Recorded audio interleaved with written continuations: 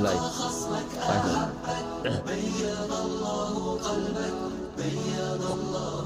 Bismillahirrahmanirrahim. Assalamualaikum warahmatullahi wabarakatuh. Alhamdulillah alladzi bi ni'matihi tatimmus shalihat wa bi fadlihi tatanazzalul khairat wal barakat wa bi taufiqihi tatahaqqaqul maqasid wal ghayat.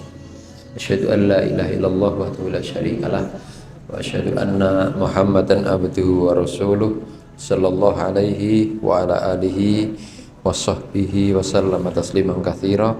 Amma ba'd, usikum wa iyaya wa nafsi bitaqwallah faqad faza man ittaqa.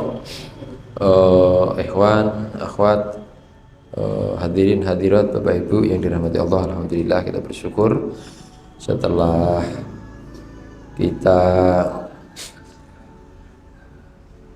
berlibur sejenak setelah Ramadan dan Syawal, kita kembali memulai taklim rutin kita, kajian kitab Taujihat Islamiyah li Islahi al-Fardi wal Mujtama'.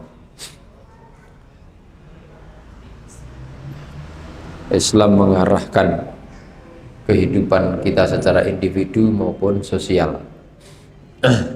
Kita sampai pada terakhir, ingat saya, itu pada pembahasan tentang arkanul iman, rukun iman, di mana rukun iman itu memang semuanya gaib.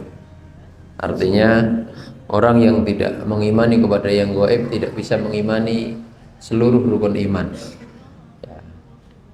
Jadi ada yang bertanya, apa Rasul gaib? Rasul tidak gaib, tapi min haitsu bi'tsah, ditinjau dari sisi diangkatnya Rasul, itu gaib. Artinya kalau orang nggak beriman kepada yang gaib juga nggak bisa mengimani bahwa Muhammad itu Rasulullah misalkan. Kemudian kitab apa gaib? Iya, kitab itu tidak gaib, mushafnya, tetapi min haitsu nuzulihi, ditinjau dari sisi nuzul, turunnya, itu gaib juga. Yang nggak mengimani kepada yang gaib maka nggak bisa mengimani kepada kitab juga. Maka secara global dikatakan alladzina yu'minuna bil ghaib, mereka yang beriman kepada yang gaib. Ya. Jadi rukun iman itu semuanya adalah gaib, ya. Kemudian kita akan membahas sekarang tentang ad-du'a huwal ibadah.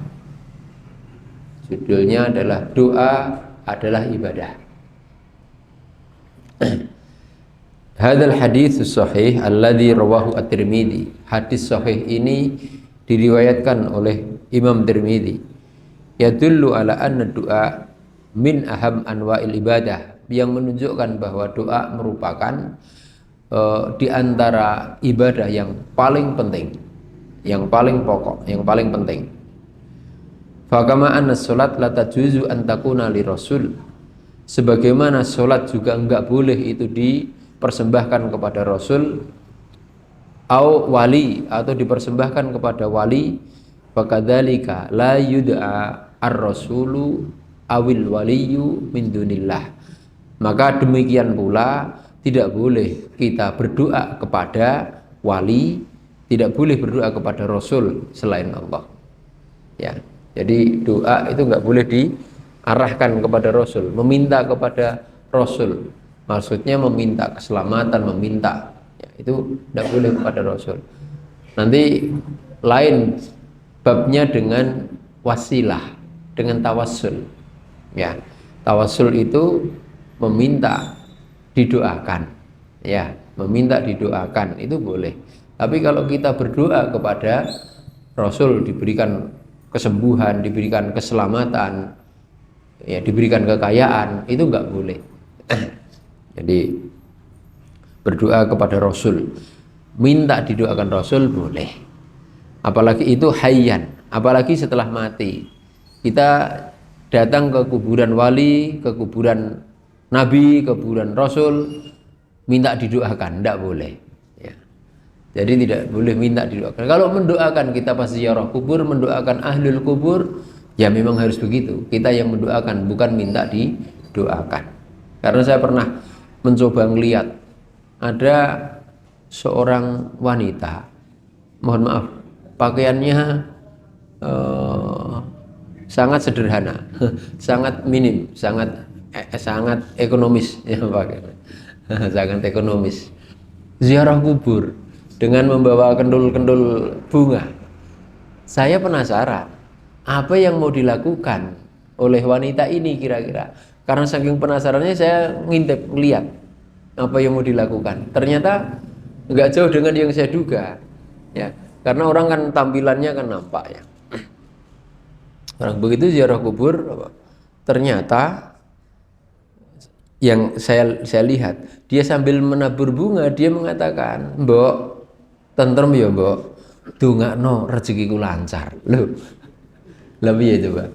Jadi ziarah kubur ibunya dengan mengatakan, "Mbok, Bu, hidupnya tentram ya Bu, doakan ya rezeki saya lancar."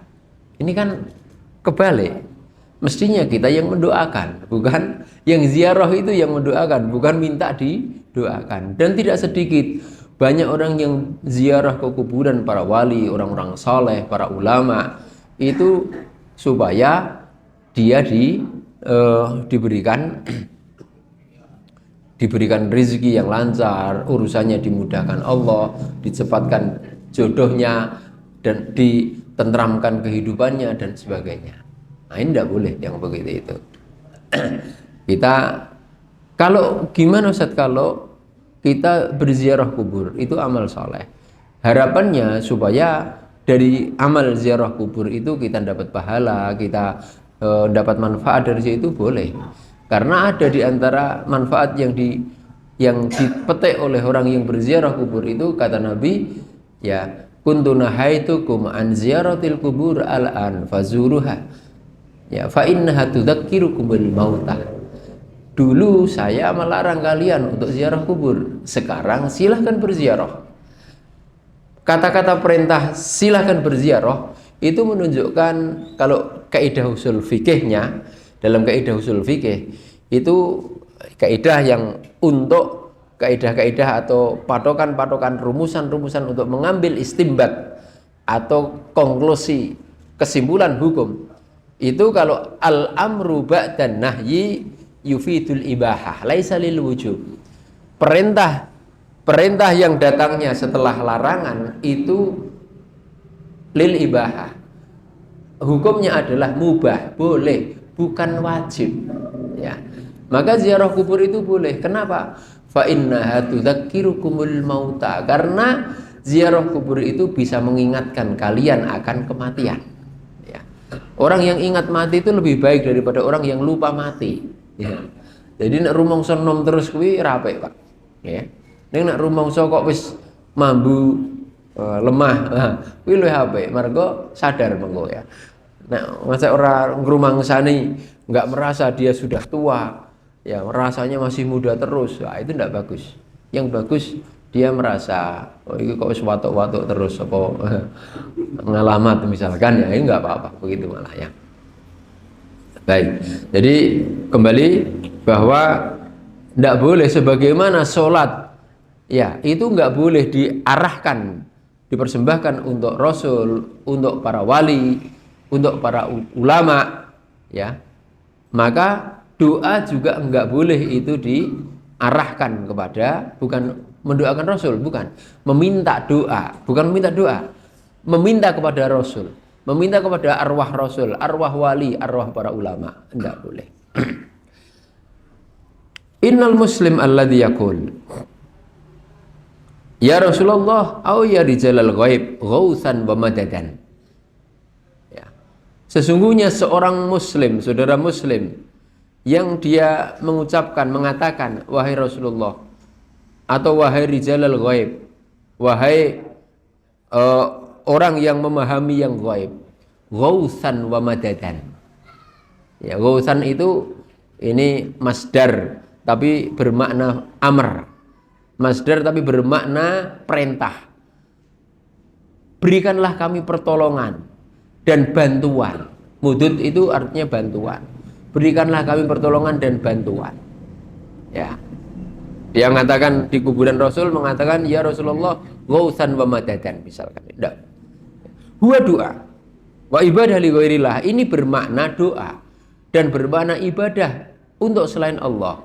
Karena doa tadi di pembukaan sudah disebutkan bahwa ad-doa huwal ibadah. Atau bahkan di dalam hadis disebutkan ad-du'a'u mukhul ibadah. Doa itu ibadah. Atau di dalam hadis diriwayatkan doa adalah muh. Muh itu tahu. Muh itu intinya ibadah. Jadi doa itu intinya ibadah. Maka diberikan kepada selain Allah enggak boleh. Inti. Muh niku nek bahasa Jawane itu panjenengan, jadi di dalam betul yang ada di tubuh kita itu paling luar kulit. Di dalamnya ada daging. Di dalam daging, di bawah daging lagi ada tulang. Di dalam tulang itu namanya muh. Nah, apa itu? Sumsum, sumsum ya. Jadi yang di kepala juga begitu. Ini kulit, tulang, batok, dalamnya itu muh, otak juga. Itu bahasa Arabnya juga muh, sumsum. Ibadah, doa itu mukhul ibadah. Doa itu intinya ibadah. Maka sarfuhu li ghairillah syirkun. Kalau diarahkan untuk selain Allah, ya, permintaan itu, maka itu syirik. Coba, apa enggak? Allah itu sangat pemurah. Minta loh. Minta kok ibadah. Ya, nek sampean itu enek wong toko njaluk terus ngono kira-kira sebel gak? Apa meneh sing ngerti gak iki gak ono. Tapi kalau Allah Maha Kaya, Allah enggak, tapi Allah sangat senang ketika ada seorang hambanya kemudian menghadapnya, mengadakan tangan, meminta. Itu Allah sangat mencintai karena itu ibadah, meminta ibadah. Ya, maka dialah Allah yang Rahman dan Rahim, Masya Allah.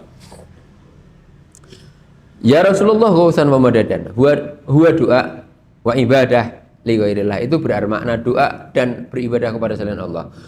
Walau kanat niyatuhu anallahu wal mughith, walaupun niatnya, kan ada yang mengatakan, ya, ada yang mengatakan oh, Allah yang memberikan pertolongan itu Allah. Niatnya begitu. Wa masaluhu masalu rajulin asyraka billahi azza wa jalla. Orang yang semacam ini adalah perumpamaannya adalah perumpamaan orang yang menserikatkan Allah azza wa jalla. Dia menserikatkan dengan Allah, menserikatkan yang lain dengan Allah. Jadi menjadikan ini sebagai wasithah, sebagai wasilah. Ingat bahwa di antara kesesatan kaum Nasrani dan Yahudi itu dia menjadikan wasilah, menjadikan wasithah, menjadikan perantara antara dirinya dengan Allah. Ya. Jadi dan yang dijadikan wasithah itu dianggapnya sebagai Tuhan juga akhirnya. Ya, maka apa namanya? Wa qalatil yahud Uzair ibnullah, wa qalatil nasara al-masih ibnullah. Ya. Ada yang mengatakan jadi yang dijadikan wasithah atau perantara itu dianggap Tuhan juga. Saya pernah membaca novel. Ya, waktu itu saya tahun 80-an. Motokopi kitab berbahasa Arab. Yang saya fotokopi kalau tidak salah Bulughul Maram waktu itu. Antara Bulughul Maram atau Al-Furuq fil Lughah, bahasa Arab itu. Di fotokopi, ya, yang kebetulan pemilik fotokopi itu memang non muslim. Ya. Setelah fotokopi itu saya ambil, kan nggak langsung karena buku kitab Arab kan lama. Saya ambil itu di dalamnya ada 3 buku. Ada 3 buku. Ada 3. Satu itu Injil Yohanes. Injil Yohanes itu Yasinnya orang Nasrani. Ya. Injil Yohanes. Yang kedua buku novel. Judulnya Menuju Kebahagiaan Hari Tua. Saya masih ingat itu. Yang ketiga itu ada brosur yang di situ ada ada apa namanya formulirnya untuk dipotong dikirimkan lewat kantor pos. Ada 3. Yang saya baca diantaranya adalah novelnya. Di situ ada gambar-gambar ilustrasi menuju kebahagiaan hari tua. Ada ilustrasi, diilustrasikan, ada gambar karikatur begitu. Ada orang yang mencari Tuhan. Akhirnya sampai kepada titik tertentu dia tidak bisa menemukan. Akhirnya balik. Terus ada karikatur yang berikutnya, dia menemukan antara dirinya itu ada gambar salib kali. Nah, akhirnya dia itu yang menghubungkan antara Allah. Ya. Jadi menjadikannya sebagai wasitoh, sebagai mereka punya alasan nanti. Nanti akan kita baca alasannya apa. Mereka nanti akan ada alasan yang akan disebut di sini juga. Jadi kalau ada orang yang seperti itu, dia itu seperti orang, dia itu gambarannya orang seperti itu adalah gambaran orang yang mensyirikkan Allah Azza wa Jalla. Wa qala dia mengatakan, ana fi niyati annal ilah wahid falai yuqbal minhu hada. Ya. Dia mengatakan, niat saya di dalam hati saya meniatkan bahwa Allah itu satu, bahwa yang namanya Tuhan itu satu, ilah itu wahid. Kalau dia mengatakan niatnya seperti itu, tapi tindakannya seperti yang tadi kami sampaikan, maka la yuqbal, itu nggak diterima. Ini alasan, ini omongan ini nggak diterima. Lianna kalamahu dalla ala khilafi niyatihi, karena omongannya itu menunjukkan berlawanan dengan apa yang diniatkan. Ucapannya itu berlawanan dengan apa yang dia niatkan, atau tindakannya berlawanan dengan apa yang dia niatkan. Jadi niat itu ya harus, walaupun niatnya apik, niatku apik, ngibadah karena Allah, ya, tapi aku berjudi, atau niatku arep kaji, saya berjudi, arep munggah kaji, misalkan, untuk aja, tidak boleh itu. Jadi innallaha jamil yuhibbul jamal, atau innallaha thayyibun la yaqbalu illa thayyiba. Allah itu baik dan tidak menerima kecuali yang baik, ya. Jadi kan ada ayat ini kalau tidak salah di antara asbab nuzulnya itu ada seseorang ketika menerima man amila amalan sholihan fala yujza illa bih, barang siapa yang beramal soleh, barang siapa yang beramal soleh, maka dia akan diberikan balasan bi asli amsalihah, 10 kali lipat. Dan barang siapa yang beramal sayyi'ah, buruk, maka fala yujza illa bihi, dia tidak akan diberikan balasan kecuali 1, ya sebagaimana yang dilakukan. Akhirnya mendengar itu, ada seseorang yang kemudian dia ngitung-ngitung di logika. Nek ngono, nek beramal soleh pahalane 10, tumindak elek dosane 1. Akhirnya ketika ada seseorang yang sedang membawa makanan bidoah, dagangan gitu, dia ambil lalu disedekahkan kepada orang, ya. Pikirannya itu sama. Dosanya mengambil itu, mencuri dia 1, setelah itu disedekahkan kepada orang, dapat 10, berarti 9. Tapi akhirnya turun ayat innallaha thayyibun la yaqbalu illa thayyiba. Sesungguhnya Allah itu baik, tidak menerima kecuali yang baik-baik, ya. Nah, jadi begitu ya. Jadi terus pokil itu namanya. Jadi begitu. Jadi niat saya baik, tapi berbeda. Yukhalifu niatnya itu berlawanan dengan tindakannya. Fala budda min mutabaqatil qaulin niyah wal mu'taqad, maka harus ada keselarasan, kecocokan antara ucapan, antara niat dan keyakinan, ya. Harus ada keselarasan. Wa illa kana syirkan au kufron la yaghfiruhullahu illa bitaubatin. Kalau tidak, maka itu akan menjadi syirik atau bahkan kekufuran yang Allah tidak akan mengampuni kecuali dengan bertaubat. Ya, dosa syirik itu walaupun syirik kecil harus taubat. Kalau dosa besar bisa jadi Allah mengampuni dengan adanya perbuatan-perbuatan hasanat, kebaikan kita. Maka kalau ada ayat hadis yang oleh Rasulullah sering disampaikan sebelum menyampaikan pesan-pesan itu, ittaqillah haitsuma kunta wa atsbi'is sayyi'atal hasanata tamhuha wa khaliqin nas bi khuluqin hasanin. Ya. Ada 3 poin besar bertakwa kepada Allah sebagai bekal. Dan berusaha, namanya manusia mesti ada khilaf dan salahnya.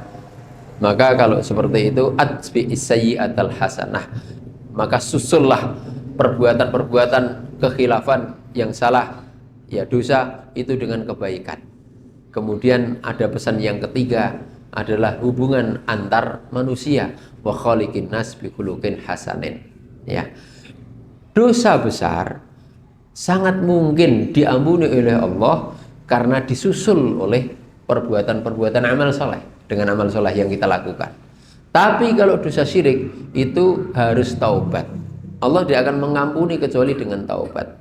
Ya, walaupun itu dosa kecil, walaupun syirkul asghar. Ya. Lah kalau syirkul asghar gimana caranya bertaubat? Ya. Ya, yang diajarkan oleh Nabi Shallallahu Alaihi Wasallam di dalam tafsir surat Yusuf ayat 106, ittaqu hadza syirka fa innahu akhfa min dabibin naml. Ya. Waspadalah terhadap perbuatan syirik ini, karena perbuatan syirik ini akhfa, lebih lembut, min dabibin namli, daripada merambatnya semut. Para sahabat terus bertanya, loh, kalau itu lebih lembut daripada merambatnya semut, lah semut merambat napa krasa sampean? Ya, dari rumah tadi dirambati semut apa krasa? Kalau ndak nyokot lah gak ngerti kan. Nah, semut ya. Nek nyokot lagi krasa. Nek gur dirambati lah mboten krasa. Maka bertanya, sahabat itu bertanya, "Ya Rasulullah, wa kaifa nattaqi wa huwa akhwa min dabibin namli?" Ya Rasulullah, bagaimana kami bisa mewaspadai? Bagaimana kita bisa mewaspadai sedang itu lebih lembut daripada merambatnya semut? Maka Rasulullah akhirnya mengajarkan cara bertaubat dari syirik asghar, syirkun khafi, syirik kecil, syirik yang tersembunyi, yaitu riya. Itu adalah, diantaranya adalah riya, dengan berdoa, Allahumma inni a'udzubika min an usyrika bika syai'an a'lamuhu wa astaghfiruka lima la a'lamuhu. Yang ini mestinya menjadi salah satu di antara di dalam rangkaian doa zikrus sobah dan masa kita. Ya Allah, inni a'udzubika, sesungguhnya kami ya Allah memohon perlindungan kepadamu ya Allah dari perbuatan syirik yang saya sadari. Wa astaghfiruka, dan saya memohon ampunan kepadamu ya Allah dari perbuatan syirik yang tidak aku sadari, yang tidak kami sadari. Ya. Allahumma inni a'udzubika min an usyrika bika syai'an a'lamuhu wa astaghfiruka lima la a'lamuhu. Bagi orang yang mengkhawatirkan dirinya terkena dosa ini, maka silahkan ya dibaca terus, karena ini yang akan membersihkan. Ya, pernyataan taubat kita ini yang akan menjadi penyebab ampunan Allah Subhanahu wa taala. Baik. Yang kedua, fa in qala hadzal muslim, kalau saudara muslim ini dia mengatakan, ana fin niyati attakhiduhuma an attakhidahuma wasitatan ilallah. Saya di dalam niat saya itu saya ingin menjadikannya, menjadikan rasul, menjadikan wali, menjadikan orang-orang soleh itu wasitoh ilallah, sebagai wasitoh, penengah antara saya, perantara antara saya dengan Allah. Kal amir alladzi la astati an adkhul alaihi illa biwasitatin, seperti seorang penguasa ya, yang saya tidak mungkin bisa sampai kecuali dengan mengangkat wasitoh, mengangkat perantara, menjadikan perantara. Fahada tasbih al-khaliq bil makhluk adz-dzalim. Ini berarti penyerupaan. Dia berarti menyerupakan khaliq Allah dengan seorang makhluk yang zalim. Kenapa dikatakan zalim? Ya. Lah terlalu rumit, penuh prosedur, kan dianggap Allah kan tidak begitu. Allah kan tidak bersifat begitu. Ya. Terlalu rumit, penuh prosedur. Alladzi la yadkhulu alaihi ahadun illa biwasithah. Di mana namanya penguasa yang zalim itu nggak bisa orang itu masuk, nggak bisa menemui kecuali mesti harus menggunakan perantara. Wa hadza at-tasbih minal kufri. Penyerupaan seperti ini termasuk kekufuran. Karena Allah Subhanahu wa taala telah membersihkan dirinya dan sifatnya serta perbuatannya di dalam surat Asy-Syura ayat 11 yang ini menjadi pembatas, penegas bahwa Allah a'udzubillahi minasyaitonir rajim laisa kamitslihi syai'un wa huwas samiul basir. Ini kan ditutup itu ya. Di dalam nanti kalau antum membaca menghafalkan Asmaul Husna nanti terus terakhir ditutup laisa kamitslihi syai'un wa huwas samiul basir. Ini maknanya sangat mendalam.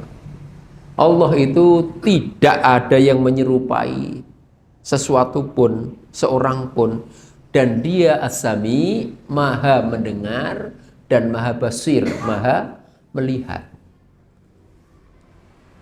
Di sini diterangkan bahwa meskipun Allah itu memiliki sifat, yang sifat itu juga dimiliki oleh hambanya, tapi sifat Allah itu ya dengan sifat yang sama-sama dimiliki, enggak boleh ditasbihkan, enggak boleh diserupakan.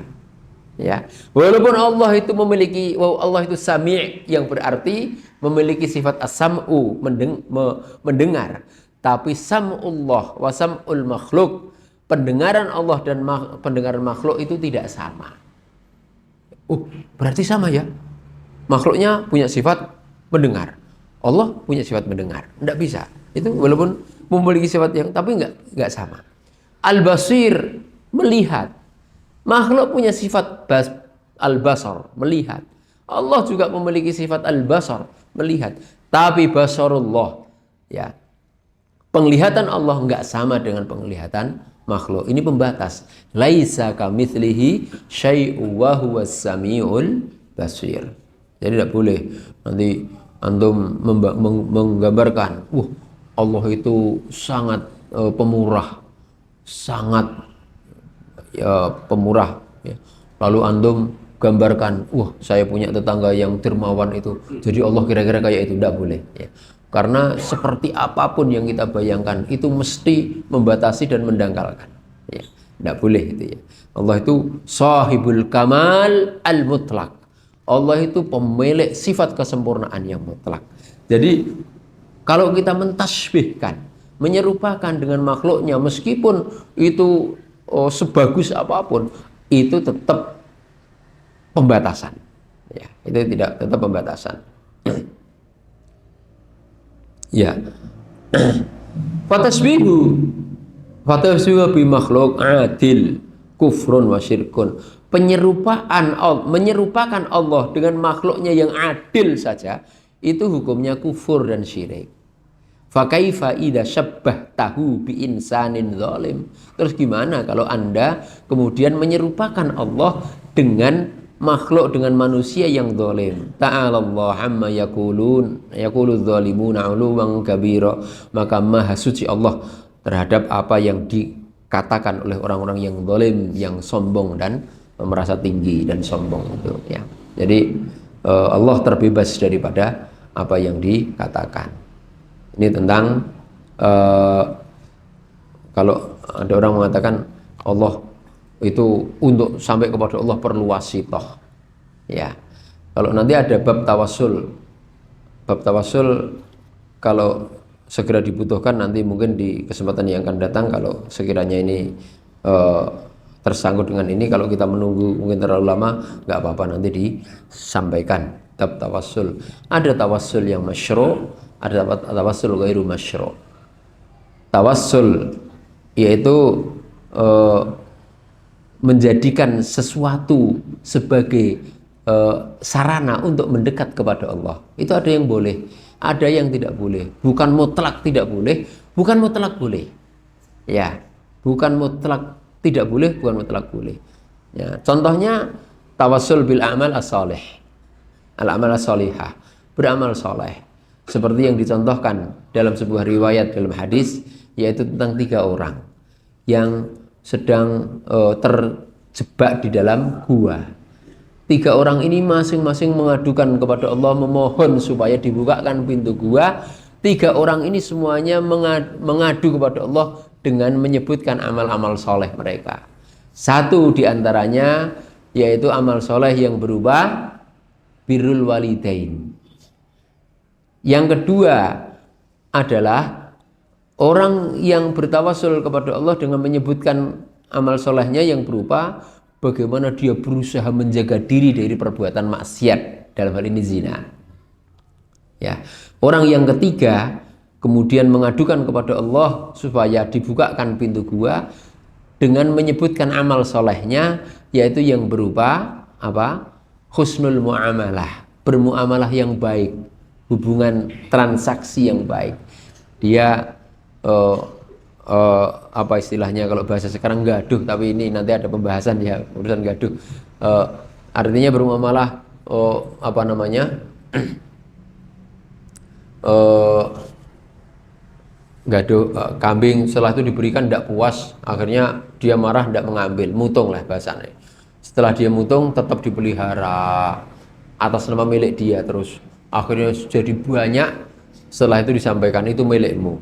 Ya, ini husnul muamalah. Kalau itu memang merupakan sebuah amal soleh yang engkau terima ya Allah, fafarrij annal ghar, maka tolonglah ya Allah bukakan pintu. Akhirnya 3 orang tadi itu dengan mengadukan itu, akhirnya Allah Subhanahu wa taala bukakan pintu guanya, fakharaju yamshun. Akhirnya 3 orang itu bisa keluar dari gua. Ya, ini contoh. Ada bertawassul juga dengan idharud du'fi. Ya, menunjukkan kelemahannya, wal iftikar. Ya, Rabbana dzalamna anfusana wa illam taghfir lana wa tarhamna lanakunanna minal khasirin. Ya, ya Allah, sesungguhnya kami ini menunjukkan dengan menunjukkan kelemahannya dan menunjukkan mengakui dosa, i'tiraf bidzambi, mengakui dosanya. Ya Allah, sesungguhnya kami telah menzalimi diriku sendiri, diri kami. Wa illam taghfir, kalau engkau tidak mengampuni, wa tarhamna, dan engkau tidak mengasihiku, lanakunanna minal khasirin, maka kami benar-benar akan menjadi orang yang merugi. Ini contoh. Ya, ini nanti ada pembahasan. Di situ ada tawassul masyru' dan tawassul ghairu masyru'. Ada tawassul yang dibolehkan dan ada yang tidak dibolehkan. Yang tidak dibolehkan diantaranya adalah at-tawassul bidu'a'is sholihin al-amwat. Sebaliknya boleh bertawassul kepada Allah dengan doanya orang soleh yang sudah mati, walaupun itu nabi maupun wali dan sebagainya. Kalau dengan orang yang soleh boleh, Ustadz saya tolong didoakan supaya Allah memudahkan segala urusan saya. Ustadz tolong saya didoakan supaya saya istiqomah. Itu tawassul namanya, itu termasuk bab tawassul. Kan jenengan bukan meminta ke saya, tetapi meminta tolong untuk didoakan. Mendoakan itu mampu enggak saya? Mampu kan? Saya kan mampu mendoakan. Tapi kalau jenengan minta ke saya, Ustadz, saya tolong disembuhkan penyakit saya. Boleh enggak itu? Enggak boleh. Namanya mau menyembuhkan penyakit bukan saya enggak mampu. Saya niatnya kok, itu enggak boleh. Itu yang namanya wasitah yang tadi dilarang seperti itu. Ustadz, tolong saya dilimpahkan rezeki kepada saya. Ya misalkan enggak boleh. Kalau minta bantuan itu boleh. Tawassul itu termasuk minta bantuan yang dimampui. Mendoakan kan mampu. Mendoakan mampu, itu boleh. Tolong Ustadz, bapak saya yang mati dihidupkan lagi. Tidak bisa ya. Misalkan. Itu tidak boleh yang begitu. Ya. Laqad kanal musyrikun, Fi zamanir Rasul sallallahu alaihi wasallam ya'taqiduna annallaha huwal khaliq war raziq. Walakinnahum yad'una al-awliya'a al-mumaththilina fil asnam wasitata taqarrubihim ilallah. Sungguh orang-orang musyrik terdahulu di zaman Rasul dulu, mereka itu meyakini bahwa Allah itu adalah Al-Khaliq. Allah itu yang mencipta, nggak ada yang lain yang mencipta selain Allah. War-Razik, Allah lah yang memberikan rizki, nggak ada yang lain yang memberikan rizki. Mereka meyakini itu. Walakinnahum, tapi mereka itu yad'una, mereka itu meminta al-auliya, berdoa kepada aulia, kepada para wali, al-mumaththilin, yang digambarkan, yang diserupakan, yang digambarkan fil asnam, dalam bentuk patung, sonam, dalam bentuk patung. Perbedaan antara patung dan berhala, ya. Berhala itu bahasa Arabnya wathan. Kalau sonam itu patung, ya. Patung itu bahasa Arabnya sonam. Perbedaannya, kalau sonam, kalau patung itu mesti ada wujud gambarnya. Patung singo, Prono, singo, Simo. Patung Ki Hajar Dewantara, patung Diponegoro, itu patung, ya, patung. Mesti itu maksudnya. Tapi kalau wathan itu bisa berjasad, bisa tidak. Jadi kalau patung sonam itu mesti wathan, tapi wathan belum tentu sonam. Kalau berhala itu belum tentu patung bentuknya, tapi kalau patung mesti berhala. Karena berhala itu bisa tidak berbentuk, seperti i'tiqadat batilah, sebuah paham-paham, ideologi-ideologi batil itu wathan. Ideologi-ideologi batil seperti ilmaniyah itu bisa berbentuk wathan. Ilmaniyah itu sekularisme, ya. Sekularisme itu yang memisahkan, paham yang memisahkan antara agama dengan kehidupan secara umum, ya. Ini sebenarnya itu arahnya kepada ateisme nanti terus-terusan. Itu ilmaniyah, sekularisme. Yang paham itu masuk ke dalam wathan, ya. Jadi mereka itu mengaku Allah itu yang menciptakan, tidak ada yang lain yang mencipta. Yang memberi rezeki itu Allah, nggak ada yang lain yang memberi rezeki. Tapi mereka berdoa kepada para wali, ya, kepada para wali, orang-orang soleh yang digambarkan dalam bentuk patung. Jadi patung-patung itu adalah penyerupa, ada gambaran diri orang-orang soleh. Akhirnya dia meminta ke sana, ya. Ilallah. Falam yarda minhum hadhil wasithah. Allah tidak meridhoi, ya, perantara ini. Allah tidak meridhoi dengan perantara ini. Bal kaffarahum wa qala lahum, bahkan Allah mengkafirkan mereka dan Allah mengomentari, mengatakan tentang mereka itu, a'udzubillahi minasyaitonirrajim, di dalam surat Az-Zumar ayat 3, a'udzubillahi minasyaitonirrajim. Walladzina ittakhadhu min dunihi awliya ma na'buduhum illa liyuqarribuna ilallahi zulfa innallaha yahkumu bainahum fima hum fihi yakhtalifun innallaha la yahdi man huwa kadzibun kaffar. Ya. Walladzina ittakhadhu min dunihi awliya, orang-orang yang menjadikan, mengangkat selain Allah itu sebagai wali-wali, sebagai perantara, sebagai, ya, kekasih-kekasihnya. Mana butuhum, mereka apa yang mereka katakan? Kami tidak beribadah kepada mereka illa liyuqarribuna, melainkan supaya mereka itu mendekatkan kami, yuqarribuna, mendekatkan kami ilallah, kepada Allah, zulfa, dengan sedekat-dekatnya. Ya. Kalau ditanya juga begitu.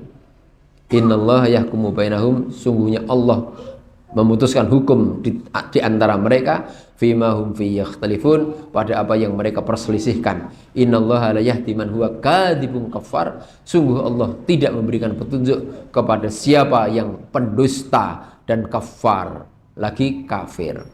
Ya. Jadi ini dikafirkan oleh Allah orang yang seperti itu. Adanya patung besar yang terkenal yang diabadikan Allah di dalam di dalam Al-Qur'an, yaitu Al-Lata wal Uzza. Al-Lata diambil dari kata-kata Al-Ilah, Al-Uzza diambil dari kata-kata sifat Allah Al-Aziz. Ya, karena dulu ada seorang ulama karena yalitus sawik, yang di dalam perjalanannya itu dia yalitus sawik, membuat bubur tepung dengan daging itu ya, untuk sebagai bekal safar perjalanannya. Kemudian dia mati di situ. Akhirnya orang-orang membuat patung nilas, apa namanya, napak tilas di situ, buat patung di situ untuk mengenang, karena itu orang yang soleh ya, orang yang soleh itu dibuat patung supaya untuk zikro ya, azim atau zikro ya, mengenang seorang tokoh atau mengenang seorang pahlawan. Akhirnya semula patung itu tidak disembah, ini mujarrad zikro, itu semata untuk kenangan semula.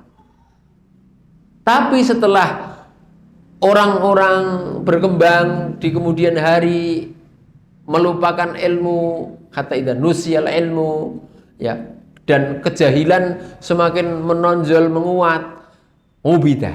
Akhirnya yang tadinya semula bukan untuk dibuat, bukan untuk diibadahi, tapi akhirnya menjadi diibadahi akhirnya ya. Kita memang maka rawannya membuat patung itu kalau sampai nanti akhirnya jadi sesembahan ma'dibulillah ya.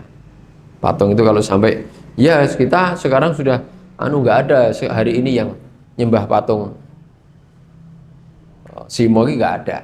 Tapi ya sudah mulai ada yang kadang-kadang naruh bunga di situ, ada yang orasi di situ ya. Kalau gue rasa ditiru ya itu. Ada yang orasi, ada yang putri, ada laki-laki juga ada itu ya. Ya kita kadang untuk mewaspadai begitu, maka dijaga betul kaitannya dengan orasi itu, ada dawabit, ada aturan-aturan kaitannya dengan urusan zikro atau mengenang itu ada ya. Wallahu ta'ala qaribun sami'un la yahtaju ila wasithah. Allah Subhanahu wa taala itu dekat, maha mendengar, tidak butuh kepada adanya wasithah, perantara yang mengetukkan pintu Allah. Tidak perlu ya. Kalau kita mendoakan itu kan bukan berarti kita sendiri juga aslinya bisa, tapi meminta bantuan didoakan, meminta bantuannya didoakan, bukan meminta. Inti yang diminta bukan kepada itu, enggak, tapi minta didoakan ya. Fa idza sa'alaka ibadi anni fa inni qarib, surat Al-Baqarah ayat 186. Fa idza sa'alaka ibadi anni, apabila ada orang yang bertanya kepadamu wahai Muhammad di antara hamba-hambaku, anni, tentang diriku Allah, fa inni qarib, sesungguhnya saya dekat, ujibu da'watad da'i idza da'an, saya akan penuhi dakwah, doa, permintaan adai, orang yang berdoa, idza da'ani, di saat dia berdoa kepadaku. Fal yastajibuli wal yu'minu bi la'allahum yarshudun ya.